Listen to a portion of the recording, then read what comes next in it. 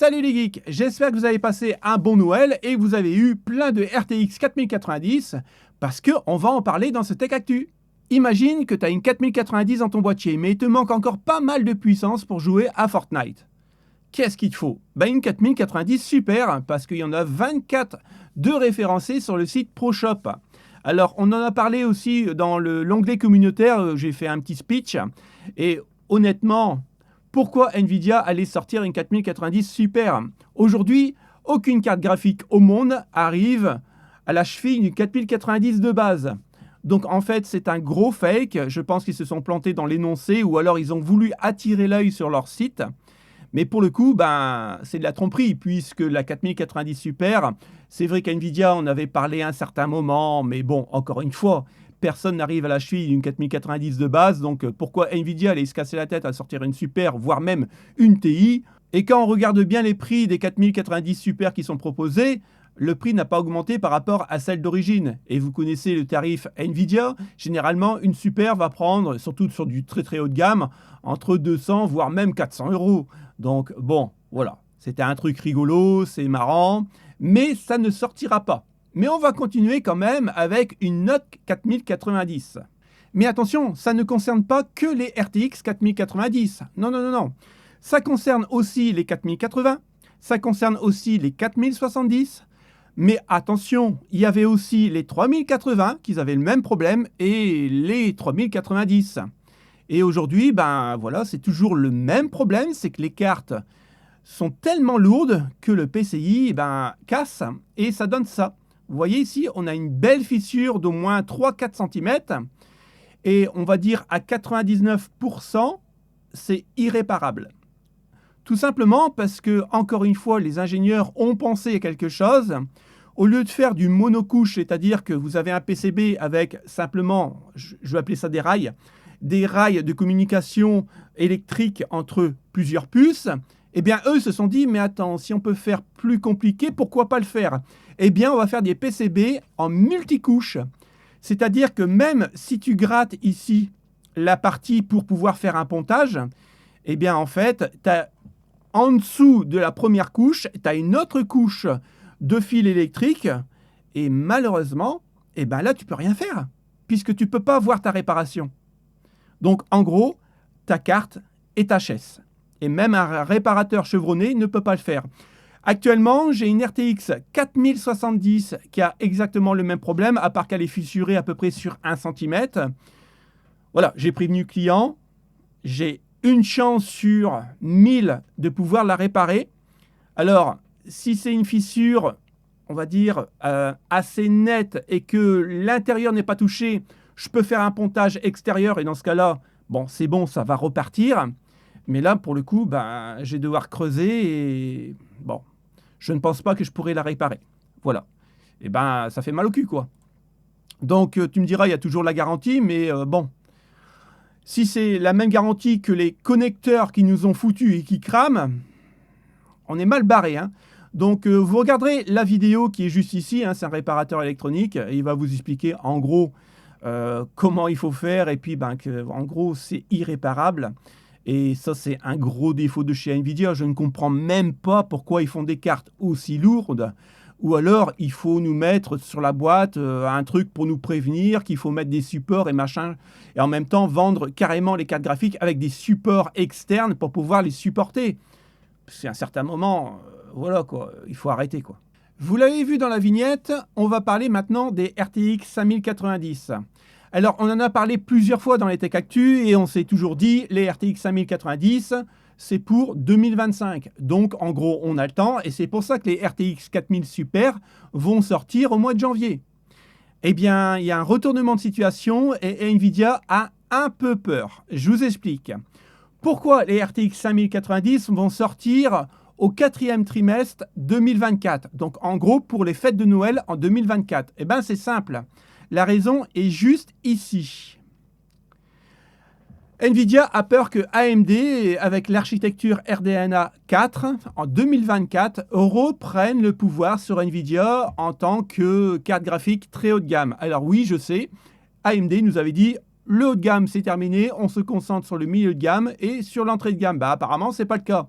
Parce que, attention, les cartes graphiques AMD auront de la GDDR7 avec 24 Go. Et il paraît que au niveau du ray tracing, ça va être vraiment le top du top. Donc quand Nvidia a vu les plans d'AMD, s'est dit allez, on sort la 5090 pour les fêtes de Noël. Mais attention, sortir une RTX 5090 qui était prévue pour 2025 et la sortir quelques mois avant, eh bien en fait c'est un coût. Donc la 5090 sera un peu moins puissante qu'une 5090 prévue à la base.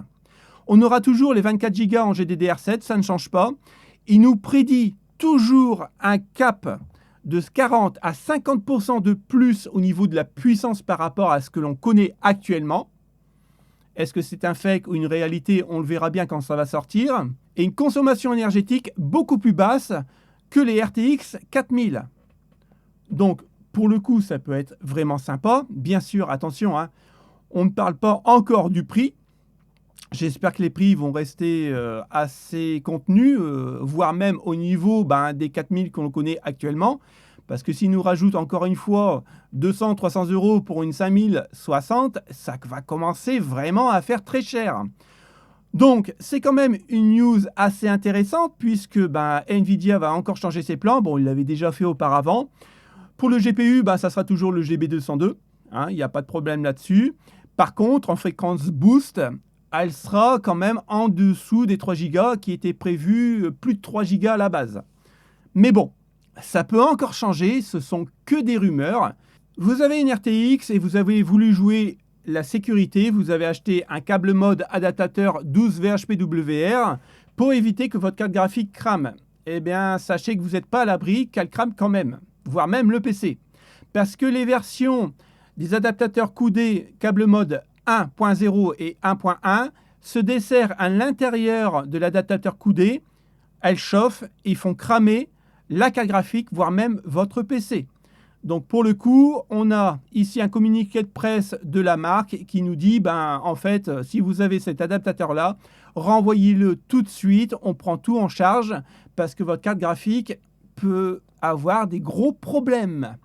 Mais attention, si c'est déjà le cas, votre carte graphique est déjà cramée, sachez que MSI refuse de reprendre votre carte graphique en garantie, puisque câble mode, en gros, n'est pas référencé par MSI. C'est juste un adaptateur supplémentaire.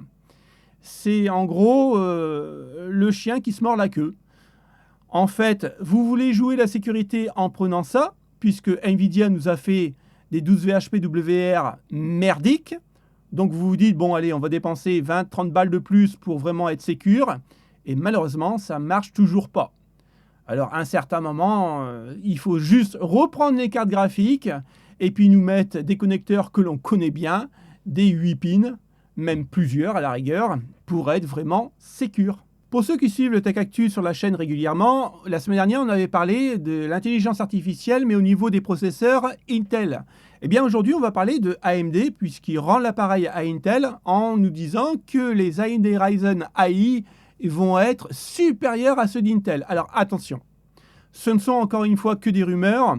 On ne va pas vraiment rentrer dans le vif du sujet parce que c'est des informations vraiment très très vagues et même AMD, quand on lit bien cet article, AMD ne sait pas vraiment où il va. Alors vous le savez, c'est encore un effet d'annonce. AMD, dans ses communiqués, est toujours supérieur à la concurrence, mais en réalité, il est toujours un peu en dessous de la concurrence, malheureusement, et c'est juste mon avis personnel.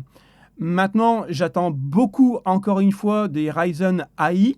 J'espère que ça va apporter vraiment quelque chose de supplémentaire à ce que l'on connaît actuellement. Et pareil pour Intel. Donc, écoutez, vous pouvez lire ce communiqué de presse, mais vous allez voir, c'est l'apologie d'AMD. En gros, il n'y a pas vraiment de choses à se mettre vraiment sur la dent.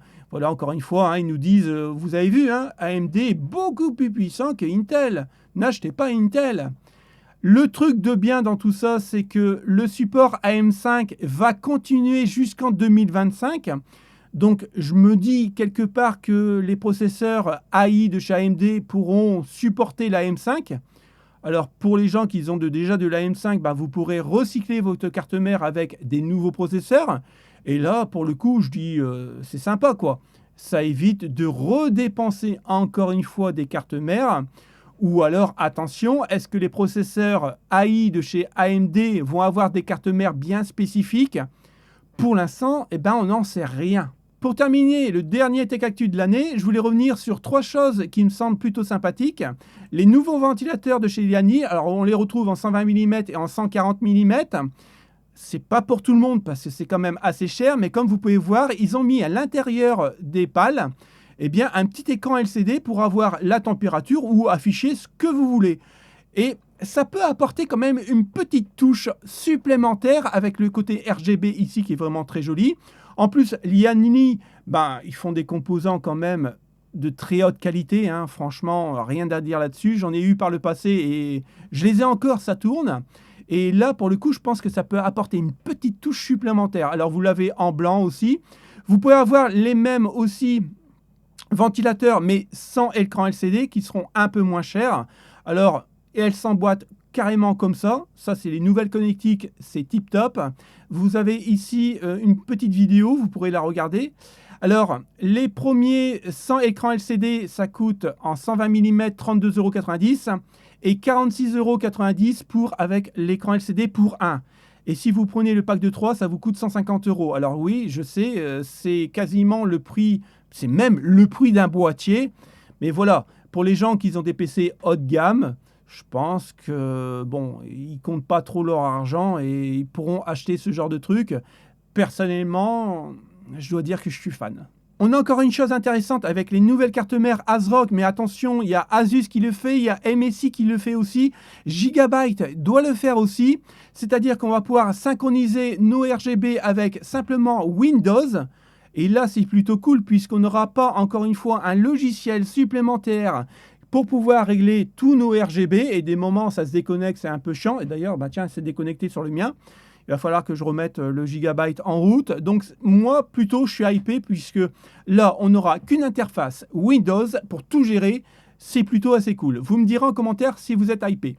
Et le dernier truc, le petit clin d'œil, c'est sur Cybertech. Il nous a fait un boîtier, un PC gamer monté à l'effigie de Call of Duty Modern Warfare. Alors j'espère qu'ils vont donner un petit peu de thunes à Call of Duty pour qu'ils nous enlèvent le SBMM. Et dans ce cas-là, je pense qu'ils auront un petit peu plus de joueurs sur le jeu. Merci d'avoir regardé ce Tech Actu. On se retrouve très bientôt et je vous souhaite un bon réveillon de fin d'année. Et puis profitez bien. Salut les potes. Ciao, ciao.